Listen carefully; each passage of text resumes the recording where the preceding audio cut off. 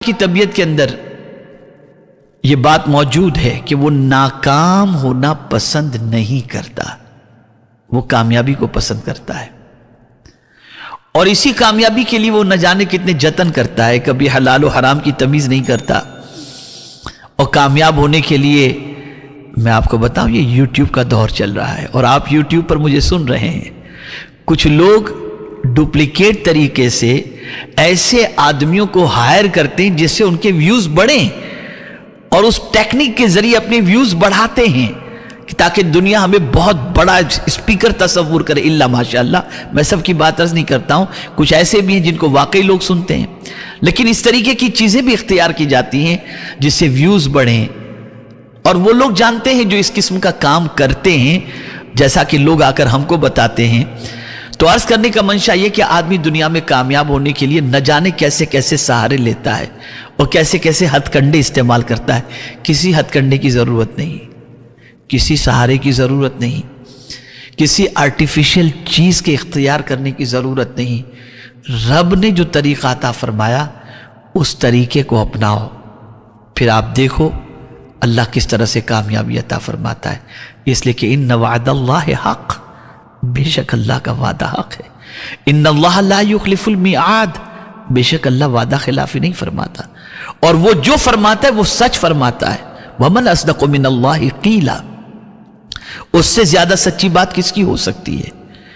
تو آپ دیکھیں، کامیابی ہر انسان چاہتا ہے، لیکن رب قدیر جل جلالہ کی عظمت پر قربان جائیے کہ اس نے جس آیت کی میں بھی تلاوت کروں گا اس میں آپ محسوس کریں گے کامیابی کا ذکر ہے، لیکن یہ نہیں فرمایا کہ دنیا میں کامیابی ملے گی، نہیں، مطلق کامیابی، جس سے مراد یہ ہے کہ جہاں جہاں تم جاؤ گے اللہ تمہیں کامیابی عطا فرمائے گا۔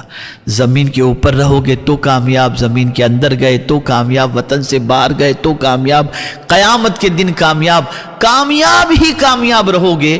اور اسی کامیابی کے حصول کے لیے جس وصف کی انسان کو ضرورت ہے اسی وصف کو پیدا کرنے کے لیے اللہ عز و جل نے ماہ رمضان المبارک کے روزوں کو فرض فرمایا۔ اب آئیے کامیابی کا نسخہ کیا ہے؟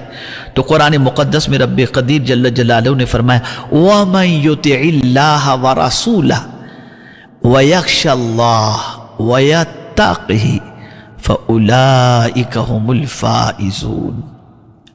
رب قدیر جل جلالہ ارشاد فرماتا ہے اور جو حکم مانے اللہ اور اس کے رسول کا اور اللہ سے ڈرے اور پرہیزگاری کرے تو یہی لوگ کامیاب ہیں۔ اللہ اکبر۔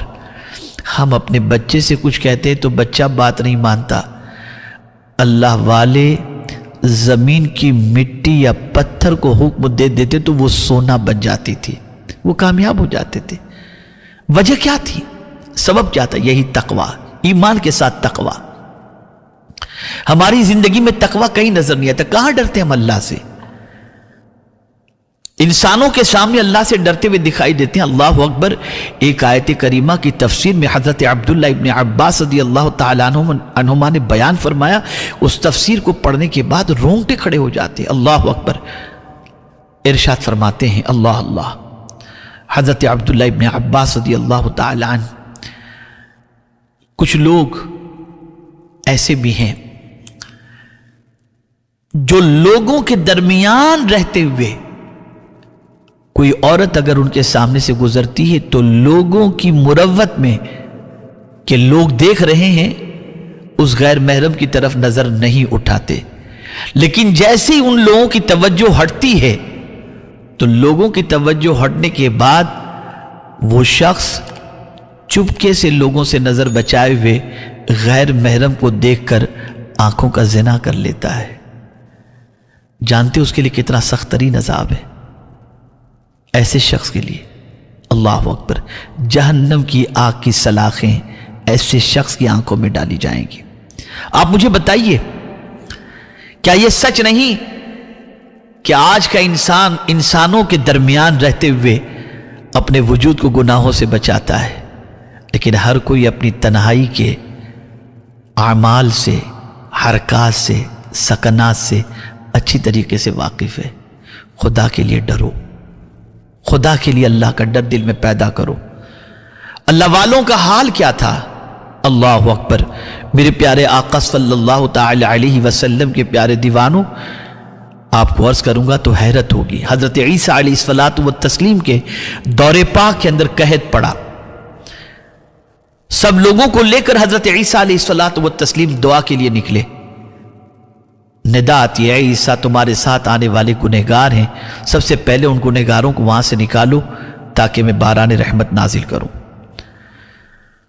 حضرت عیسیٰ علیہ الصلوۃ والتسلیم نے ارشاد فرمایا، دامن آلودہ لوگ، گناہوں میں ڈوبے ہوئے لوگ اس میدان سے چلے جائیں۔ سب چلے گئے، صرف ایک بندہ جس کی ایک آنکھ نہیں تھی، وہ بندہ وہاں پر کھڑا رہا۔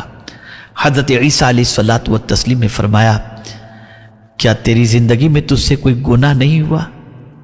اب جواب سنیے۔ وہ عرض کرتا ہے، یا عیسیٰ روح اللہ، ایک بار ایسا ہوا تھا، ایک عورت سامنے سے گزری، میری یہ آنکھ جو نکلی ہوئی ہے نا، اس آنکھ نے اس عورت کے پیر کو صرف دیکھ لیا، تو میں نے سوچا اب یہ آنکھ کسی کام کی نہیں رہ گئی، میں نے یہ آنکھ نکال کر کے پھینک دی۔ اگر دوسری آنکھ سے بھی یہ غلطی ہوتی میں اسے بھی نکال دیتا، بس یہی مجھ سے ایک گناہ ہوا تھا، تو جس سے گناہ ہوا تھا وہ آنکھ میں نے نکال دی، اور اللہ نے اپنے فضل سے مجھے گناہوں سے بچائے رکھا ہے۔ حضرت عیسیٰ علیہ السلام رو پڑے اور اس بندے سے کہتے، تو ہی حقدار ہے کہ اللہ کی بارگاہ میں دعا کر، اور تیری دعا پر باران رحمت نازل ہوگا۔